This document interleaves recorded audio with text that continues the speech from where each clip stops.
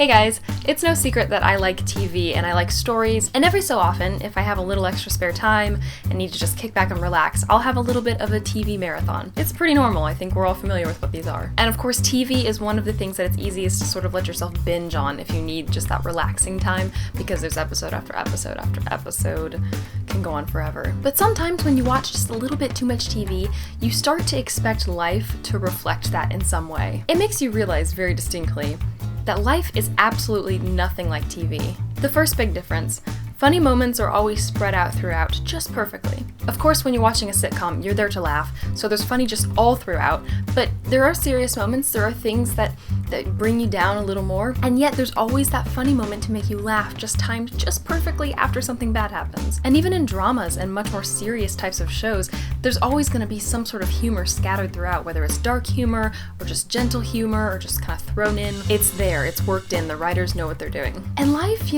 it's just not like that. There are so many moments that are awkward, for example, and you just wish that you had something funny you could say to break the awkward either silence or just tension in general when something happens, or you wish someone else would say something funny, but that doesn't exist. You're just kind of stuck. The second thing I've noticed is that there's almost always a right and a wrong, or you realize they're both right or you realize they're both wrong, but whatever it is, there's a clear answer of how you're supposed to interpret a certain situation. Obviously, some shows stretch this more than others and do it better more than others, but ultimately, even in situations that are kind of rocky and you're not quite sure who you should side with and maybe different viewers disagree, there's still typically a way that the story rolls on and continues in all the other episodes that come to follow that sort of implies whether or not this person was right or this person was wrong, or this was a bad move or this was a good move. Even the shows that push this concept still typically have a sort of bias in how the story progresses based on who was kind of supposed to be right or wrong. It's so completely different from live. I would say that maybe like 5% of all arguments between two people or amongst a group of people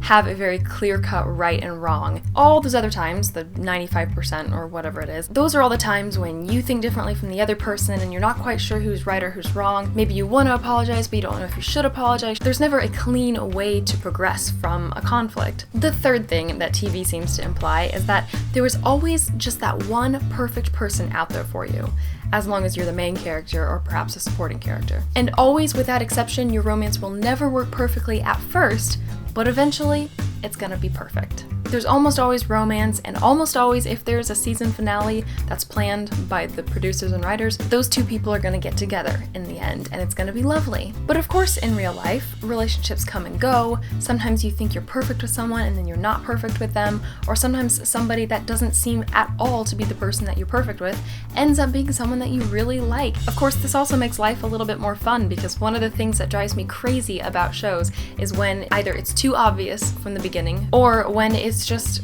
boring, when you know something's gonna happen and you just sort of wait for it, and it doesn't matter what conflict there is, it's just, you lose interest. Life, you never lose interest because you never know what's gonna happen. The fourth thing, people never actually really have real, genuine moments of tongue-tiedness.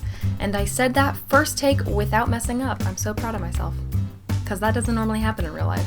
In TV, of course, there are moments when it's written in the script that a character says something wrong or trips over their own words or something like that, but it never lasts longer than they're able to recover, or the other character says something funny, or there's a quick scene change, so you don't have to see how that scene actually worked out in reality. I mean, really, let's be serious. In life, sometimes it takes people like 10 tries to get out what they're trying to say, to tell a story, or to get out something really important.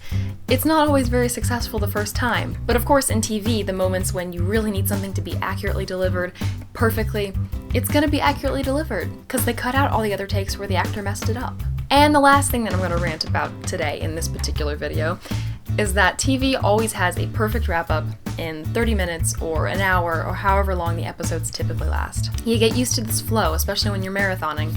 A story starts, whether you're interested in it or not interested in it, you know that within, let's say, 30 minutes, it's going to be resolved. If not perfectly, then that'll continue, but something is going to be somewhat resolved. There's going to be some closure before the theme song. This is especially applicable with crime drama, I've noticed. The patterns become very, very evident the more you watch it. You know that within about 40 minutes, you're going to know who the bad guy was and how it happened and everything. Of course, really good writers of crime dramas can still keep you captivated. There are still crime dramas that I love watching, and even the ones that are a little weaker, I still watch them sometimes. I just like them, but I had to just kind of tone down the dosage. Overall, I love TV. I love a good marathon every now and then when I'm having a lazy day or a lazy afternoon or a lazy evening, but life just doesn't work that way. I hope you guys have enjoyed this video and my little rant. I haven't gone on one of these for actually a little bit. Let me know in the comments what you think about this and if you have any more glaring differences that you've noticed between TV and life. Obviously there are tons. And now I'm probably gonna go watch an episode of New Girl, because why not? Thank you guys all so much for watching, and I will see you in my next video.